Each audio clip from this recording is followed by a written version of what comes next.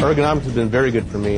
They allowed me to keep my job, stay with the same profession that I went to school for, and without them I would have had to change my whole profession.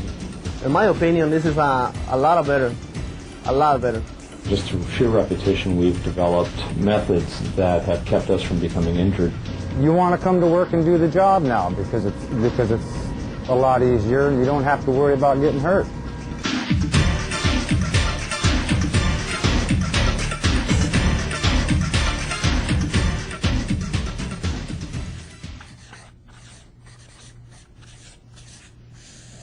Ergonomics. Ergonomics is the scientific study of how the human body performs tasks in the workplace, fitting the job to the worker.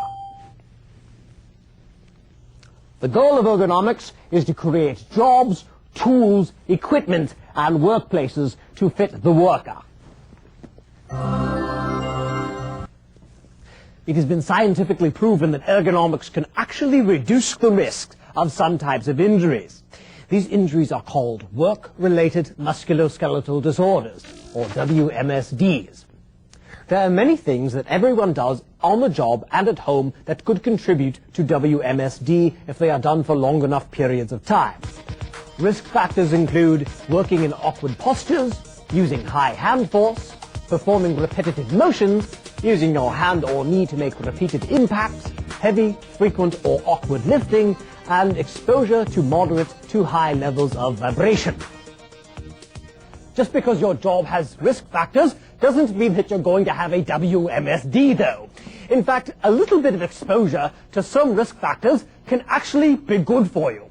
Occasionally moving into awkward postures, like reaching or bending, will help to stretch and exercise your muscles.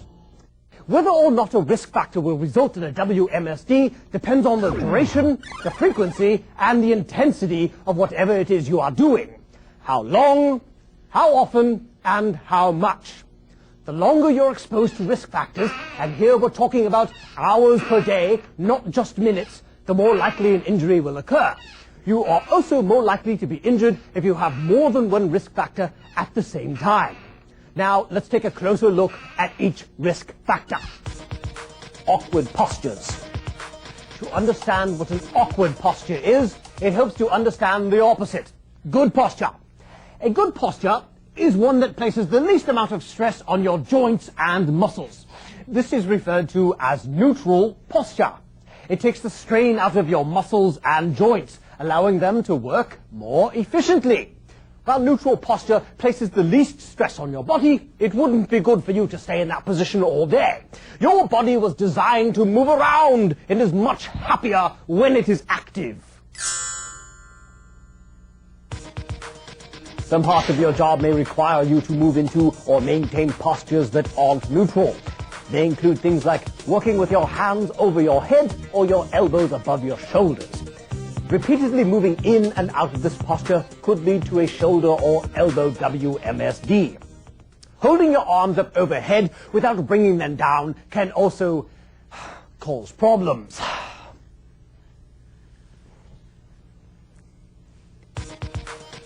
Working with your neck bent forward too far can place strain on your neck muscles, especially if you hold this position for a long period of time. Your head can weigh as much as a bowling ball, and that's a lot of weight for your neck muscles to hold up. Over time, the muscles in your neck and shoulders can tighten up, resulting in chronic muscle soreness. Similarly, working while bent over places a lot of strain on the muscles of your back. The weight of your upper body is a lot for those muscles to hold up, especially since they were intended to hold you in an upright position.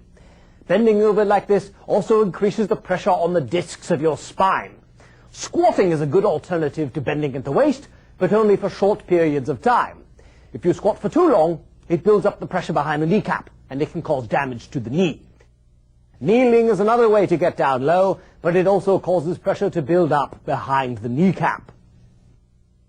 Working with your wrist bent in any of these directions, backward, forward, or sideways, can also be a problem. However, bent wrists are only really a risk for injury when combined with high hand forces or repetitive motions. But more about that later. Some jobs will always require awkward postures, but many can be done better with a few simple fixes. Some things that might work include changing the height of a workstation or display, tilting or rotating work to a better position, standing on a platform to bring you up closer to the work, or putting your work on a platform to bring it up closer to you, and bringing items within easy reach. Remember to pause to stretch once in a while if you do have to work in an awkward posture for any length of time. The amount of force required to grip something depends on a number of factors, but the most important thing is how you grip it. Gripping something with the whole hand, known as a power grip, is 5 times more powerful than gripping something with your fingertips, known as a pinch grip. So, picking up something that weighs 2 pounds with a pinch grip is just as stressful as picking up something that weighs 10 pounds with a power grip. When you bend your wrists, you actually lose a significant amount of your grip strength. This increases your risk for injury, especially to the wrist and elbow. Other things can increase the amount of force needed to hold an object, such as if it's slippery, or if you're wearing loose-fitting gloves, or if your hands are exposed to the cold, any of which make it difficult to feel what you are gripping.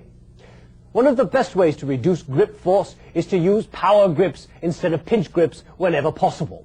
For example, picking up an object from the bottom using your whole hand. Attach handles to things or use lift tools. Another great idea is to build up the handles on small tools to reduce the grip force. There are several things you can do to reduce the force you use when handling objects. Pick up smaller loads. Use power tools instead of hand tools. Keep tools maintained to reduce the force required to operate them. Use lighter tools or tool balancers. Use 2 hands to cut the force per hand in half. And remember to keep your wrists straight. Grip forces are also a problem if you hold onto an object for a long period of time. You can avoid this by using clamps to hold on to your work, placing items on a cart rather than carrying them, and putting a tool down when you are not actually using it.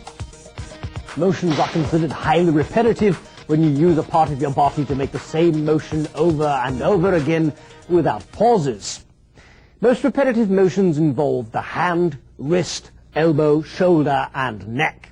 Making the same motion repeatedly can cause a lot of wear and tear on the joints. If you don't rest to allow time to heal, the damage can just keep building up. Repetitive motions may be required for your job. However, a lot of times you have some control over what motions you make and how often you make them. Things you can do to reduce repetitive motions include: arrange work to avoid unnecessary motions, let power tools and machinery do the work, spread repetitive work out during the day, take pauses to stretch, change hands or motions frequently. If possible, rotate jobs with co-workers. Intensive keying is a specific kind of repetitive motion. It involves highly repetitive movements of the fingers for a long duration, 4 or more hours a day, doing tasks like data entry or transcription. The repetitive movements of your fingers create a risk for hand and wrist injuries. However, intensive keying can be stressful for your whole body, especially if you work in awkward postures as well. There are several things you can do to reduce risk of injury from intensive keying. Spread keyboard work throughout the day. Take pauses to stretch, improve your posture, and move around as much as possible. Repetitively using your knee as a hammer, such as this carpet layer is doing to stretch carpet using a knee kicker, can damage the soft tissues in the knee. God, that has got to hurt! Similarly, there are many soft tissues in the palm of your hand that are easily damaged when using the palm as a hammer. Fortunately, there are easy solutions to these risk factors. I was glad to find out that there are power stretchers available for carpet layers that don't require a knee kicker. Tools like rubber mallets can be used in place of the palm in many cases. Most people are aware that lifting heavy objects increases the risk for injury. Fewer people know that repetitive lifting and lifting even moderate loads while bent over or reaching out can be just as hazardous. When you bend over to pick up something from below your knees, not only does your back have to lift the object, but it also has to lift the weight of your upper body. Something else to keep in mind. The same stresses are there when you lower something as when you lift it. Look for alternatives to lifting, including hand trucks, conveyors, carts, and other mechanical assistance. If these aren't available, get help from a co-worker. Avoid storing things on the floor unless you use a hand truck to move them. Store them on the surface between knee and waist level instead.